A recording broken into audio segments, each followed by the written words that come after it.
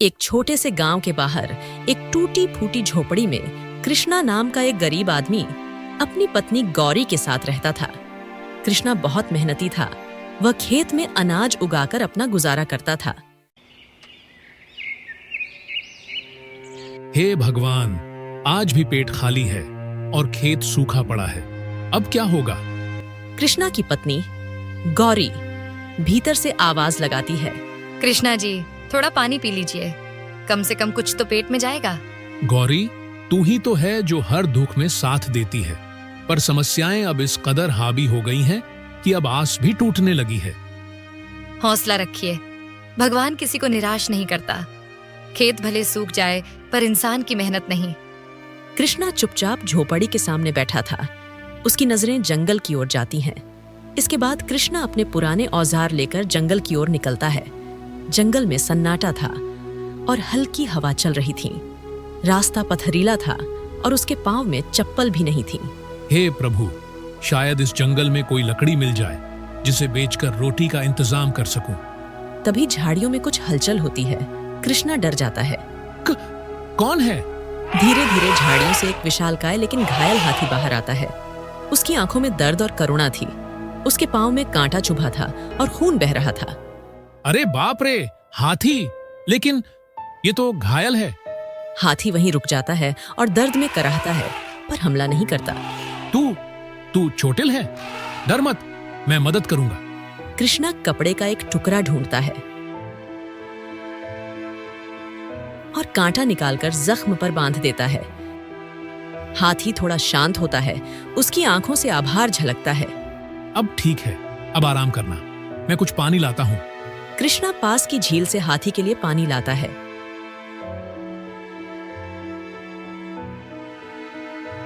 इसके बाद हाथी पानी पीता है, जिससे उसे कुछ शांति मिलती है।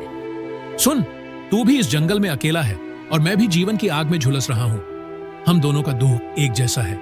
हाथी धीरे धीरे कृष्णा के पास आता है और सूंड से उसके कंधे को छूता है, मानो दोस्ती स्वीकार कर रहा हो। ओह, तो तू दोस्ती का मतलब समझता है। इंसानों से कहीं ज्यादा समझ है तुझमें। दोनों एक दूसरे की आंखों में देखते हैं। उनके बीच एक नई मित्रता की शुरुआत होती है। अब मुझे जाना होगा। गौरी इंतजार कर रही होगी, पर तू चिंता मत कर, मैं फिर आऊंगा और रोज आऊंगा। हाथी धीरे से सिर हिलाता है और पास पड़ी कुछ लकड़ियां कृष्णा के सामने रखता है, मानो मदद करना चाहता हो। अरे, तू मेरी मदद कर रहा है? तू तो भगवान का भेजा फरिश्ता है। कृष्णा हाथ जोड़ता है। हाथी शांति से उसे देखता है। इसके बाद कृष्णा लकड़ी लेकर घर पहुंचता है। गौरी चूल्हे पर खाली भगोना रखे बैठी थी। कृष्णा लकड़ियों से भरी गठरी लेकर लौटता है। हे राम, इतनी सारी लकड़ियां ये कहां से लाए कृष्णा जी? गौरी, आज जंगल में किसी फरिश्ते से मुलाकात हो गई। फरिश्ता? जंगल में मुलाकात? आप ठीक तो हैं? हाँ, मैं सच कह रहा हूं गौरी। एक घायल हाथी मिला, मैंने उसे बचाया और उसने मुझे ये लकड़ियां दी, मानो वह कहना चाहता हो कि अब तेरा दुख मेरा है। भगवान उसका भला करे और तुम्हारा भी। चलो, अब इन लकड़ियों को बेचकर कुछ खाने का सामान ले आओ। कृष्णा लकड़ियां बेचने चल देता है। कृष्णा लकड़ियां बेचकर कुछ पैसे लेता है। दुकानदार भी खुश था। आजकल तुम रोज बढ़िया लकड़ियां ला रहे हो कृष्णा। जंगल से कौन सा खजाना मिल गया? ऐसा कुछ नहीं है रमेश भाई, बस किस्मत की बात है। वहीं पास में खड़ा एक लालची आदमी चंद्रू कान लगाकर सब सुन रहा था। जंगल में कोई रहस्य जरूर है। कोई तो मदद कर रहा है इसकी। मैं पता लगाकर सब कुछ हड़प लूंगा। कृष्णा अब रोज जंगल जाने लगा। हाथी भी अब पहले से बेहतर हो चुका था। दोनों की दोस्ती गहरी हो गई। तू जानता है ना, अब तेरे बिना ये जीवन अधूरा लगता है। हाथी खुश होकर सूंड से कृष्णा को सहलाता है।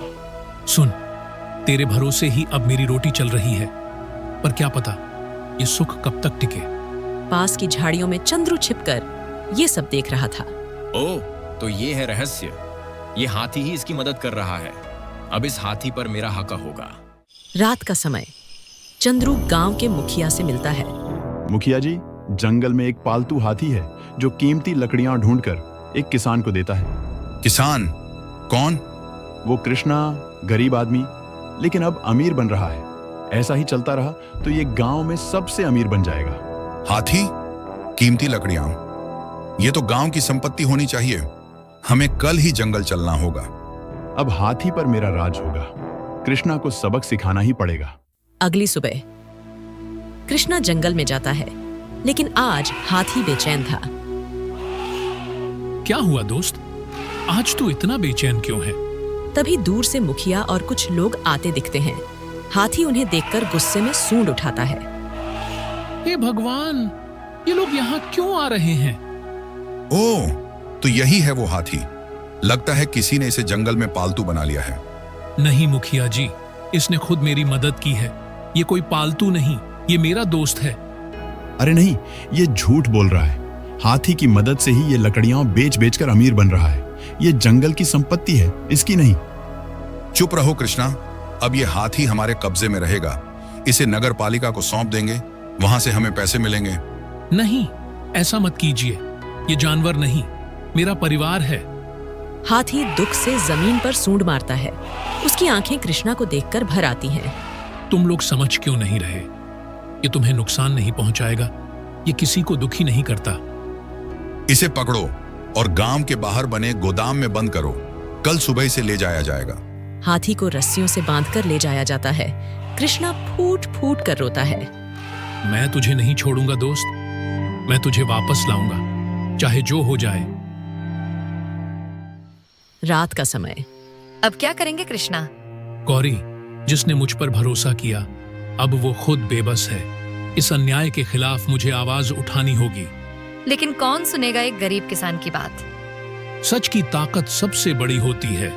कल से मैं गांव गांव जाऊंगा, हर दरवाजे पर दस्तक दूंगा, हाथी को छुड़ाकर ही दम लूंगा।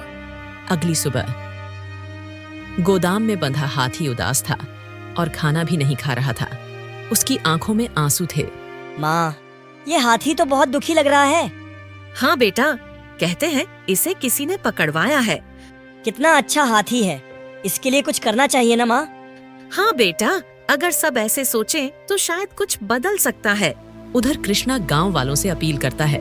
भाइयों और बहनों, क्या ये न्याय है कि जिसने किसी को भी कोई नुकसान न पहुंचाया हो, उसे जंजीरों में बांध दिया जाए? कृष्णा सच कहता है। मैंने खुद देखा, वो हाथी किसी को नुकसान नहीं पहुंचाता। हाँ, हमें मुखिया से बात करनी चाहिए। ये सब दिखावा है। हाथी तो बस जंगल का जानवर है। नहीं चंद्रू, इसकी इस हालात का जिम्मेदार तू ही है। तूने ही इसे पकड़ दबाया है। तभी मुखिया वहां आता है। मुखिया जी, उस हाथी ने किसी को कोई नुकसान नहीं पहुंचाया, बल्कि उसने मेरी मदद की, मेरे जैसे गरीब की। क्या यही उसका इनाम है? हाँ, हाथी को छोड़ो। हाथी निर्दोष है। लेकिन कानून कहता है जंगली जानवर किसी की निजी संपत्ति नहीं हो सकते। हमारे पास सरकार को सौंपने के अलावा कोई रास्ता नहीं। तब सरकार को उसका इंसाफ भी बताओ कि ये हाथी एक इंसान की मदद कर रहा था। हाँ, जिसने इंसानियत दिखाई, क्या हमारे अंदर उसके लिए इंसानियत नहीं है? ठीक है, मैं तहसीलदार को पत्र लिखवाता हूँ, लेकिन जब तक उसका जवाब ना आए, हाथी यहीं रहेगा। इसके बाद कृष्णा हाथी से मिलता है। ओ मेरे दोस्त, तुझे फिर से मुस्कुराते देख दिल को सुकून मिला। बस अब तुझे आजाद कराना बाकी है। मैं हर दरवाजे पर जाऊंगा और तेरे लिए आवाज उठाऊंगा। रात का समय।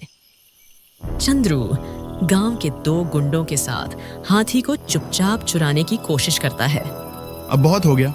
अगर ये हाथी मेरे हाथ लग गया तो मैं इसे शहर के सर्कस वालों को बेच दूंगा। मालिक, बस रस्सी बांध दो, ट्रक तैयार है। जैसे ही वे हाथी के पास जाते हैं, हाथी जोर से चिल्लाता है। गांव वाले जाग जाते हैं। अरे देखो, ये लोग चोरी कर रहे हैं। मारो इन चोरों को, ये फिर से हाथी को चुराने आए हैं। भीड़ चंद्रू और गुंडों को पकड़ लेती है। चंद्रू, तूने तो सारी हदें पार कर दी। अगर अगली बार ऐसा हुआ तो पंचायत तेरे खिलाफ फैसला लेगी। अगले दिन शहर का सर्कस मालिक गांव में आता है। ये वही गांव है जहां वो हाथी है जो इंसानों की मदद करता है। हमें वही चाहिए।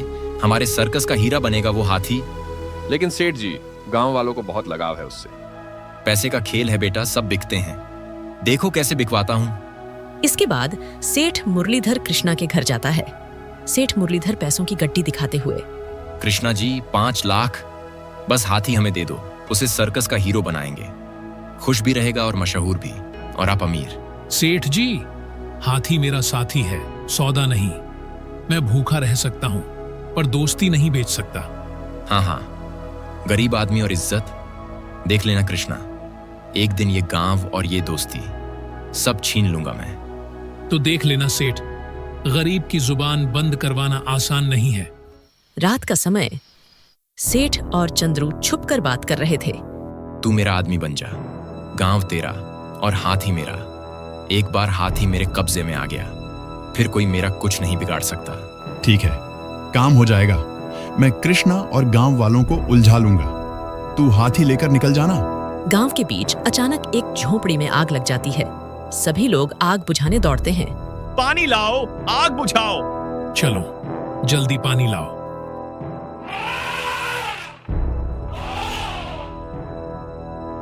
हाथी पास के तालाब से सूंड में पानी भरता है और आग बुझाने लगता है। अरे, हाथी ने आग बुझा दी। तभी गांव का बच्चा दौड़ता हुआ आता है। कृष्णा चाचा, मैंने देखा चंद्रू काले कपड़े पहनकर झोंपड़ी में आग लगा रहा था। धोखेबाज! अब समझ में आया, ये सब हाथी को चुराने का प्लान था। इस बार तू बच नहीं पाएगा चंद्रू। अब हम तुझे पुलिस के हवाले करेंगे। इसके बाद सभी गांव वाले मिलकर चंदू को पुलिस से गिरफ्तार करवा देते हैं। हाथी को गांव की सुरक्षा में नियुक्त किया जाता है। हाथी ने आज साबित कर दिया कि वो सिर्फ पशु नहीं, हमारी रक्षा का प्रहरी है। अब से ये गांव का रक्षक कहलाएगा। देखा, यही है मेरा साथी, इंसान से बढ़कर। आज एक गरीब की सच्चाई ने गांव को नई पहचान दिलाई है। मित्रता, विश्वास और संघर्ष, यही असली पूंजी है।